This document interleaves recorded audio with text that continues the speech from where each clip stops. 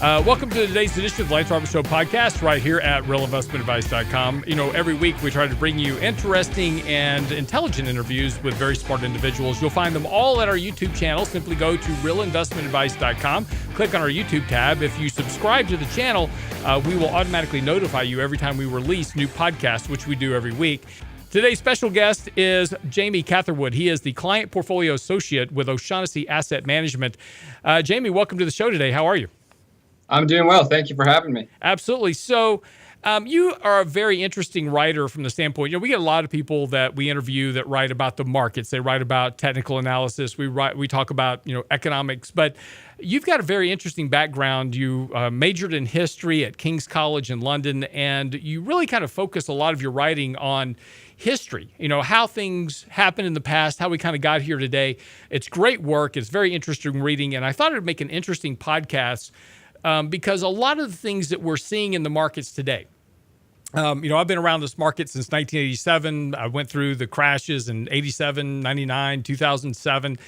And it's interesting that today, here we are in the cycle, and this time is different. Again, home flippers are now back to all-time highs, and they think this time is different. We've got new innovations and new products on the markets that this time is different. Robo-advisors, kind of the new thing this time around, believed to be this time is different. This is the new way to invest, but yet, Jamie, when we look back in history, whether it was railroads or space travel or portfolio insurance or dot-coms or real estate, every time it was believed that this time was different and that stocks had reached a permanently high plateau, but it turned out not to be that way.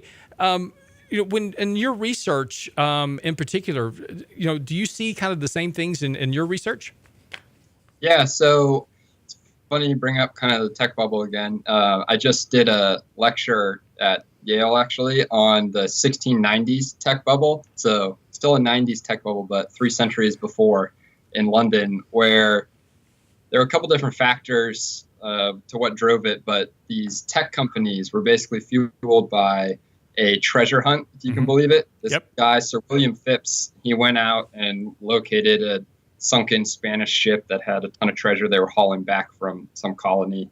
And the investors got a 10,000% return on their investment. And everyone else around London saw that this happened and they just wanted to get in on the action, or they saw it as an opportunity to raise money. Right. So all these diving engine companies coming up with new ways to basically hunt for treasure started floating on the market, and other companies that marketed themselves as exploration firms were literally just treasure hunters. They floated their shares in joint stock companies, and this tech bubble of these weird like treasure hunting ships and companies blew up. And at the end, in 1696, 70% of the companies that had existed in 1693 were wiped out. So just kind of another example, you referenced the tech bubble, and this time is different. It's going to be this age of just everyone can get their own treasure because we have this new technology. But sure enough, almost all of them were wiped out, and time wasn't. Yeah, and it's interesting, when you go back through history, there's a lot of those examples. The diving bells is an example, the tulip bubble, back in the 1600s as well. And another one that a lot of people don't realize, of course, is the annuity bubble, which occurred between England trying to offload their debt to the South Sea Corporation through an annuity that they were selling out to investors. And so again, you go back through history, we can find these same examples of what we think is different this time, and this is new technology, all the way back through history. And one thing that people think is new is these exchange-traded funds. It's a new way to invest. You simply buy these exchange-traded funds. They're just baskets of stocks. You track an index. It's got low cost. What could possibly go wrong, Jamie? I mean, literally, this is something that's never been done before, right? Yeah, well, I'm not going to speculate on where the future of the market is going. That's above my pay grade. Right. But in terms of history, so I wrote an article called The Road to ETFs, and it was less saying that, these were ETFs in medieval Italy is where I start with the first example, but it's more that the kind of benefits and positives surrounding ETFs today and what people like about them, kind of the revolution they've caused within finance, those same principles existed in these commenda maritime contracts in medieval Italy, where essentially you had two partners in a contract. You had the active merchant who needed financing to basically just fund his journey to another port to sell his goods. And the trips were expensive. I mean, you have to get a ship, crew, supplies, etc.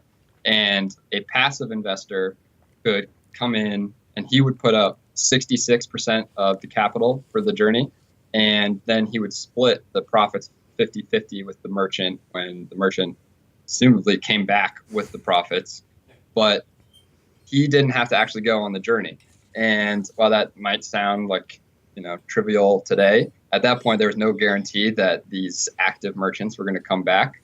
So for the merchant, there was a higher return opportunity because he only had to put in the 33% of the capital and he still got 50-50 split of the profits. But he had to take the active risk of literally risking his own life.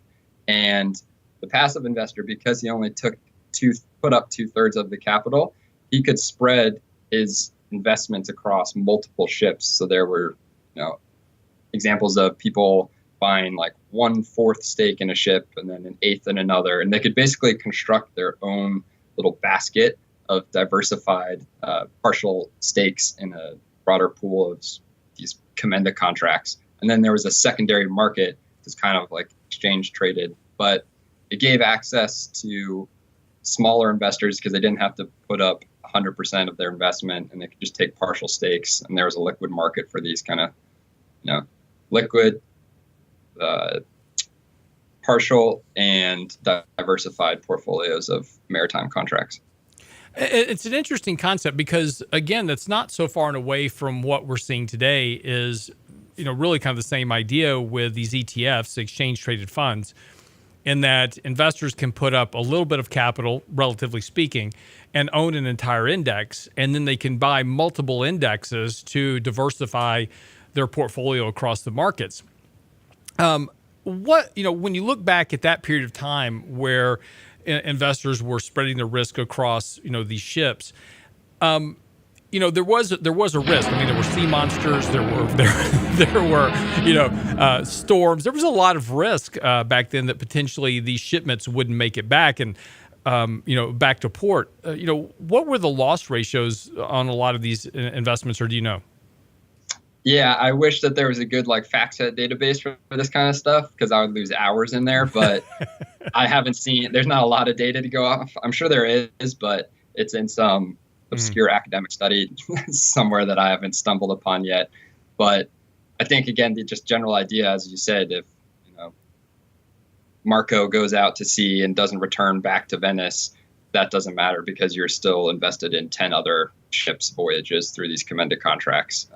But yeah, I'm not sure on the specific kind of loss ratio. It's very interesting. When we come back from the break, Jamie, I kind of want to explore this a little bit more with you because, the ETF phenomenon today is interesting from the standpoint that, again, we're approaching this as this is something very new. It's very innovative. It's never been done before in history. But in reality, we've seen a lot of these similar type of investment structures, throughout history. So when we come back with Jamie Catherwood, we're talking a little bit about financial history and kind of what this means, what we should learn from history. Again, there's the old saying about those who don't learn history are doomed to repeat it. And unfortunately, that could never be any more true than for investors in stock markets today. We'll be right back after the break with Lance Roberts Show podcast. Don't go away. Lance Roberts blog. It's required reading for the informed investor. Catch it today at realinvestmentadvice.com.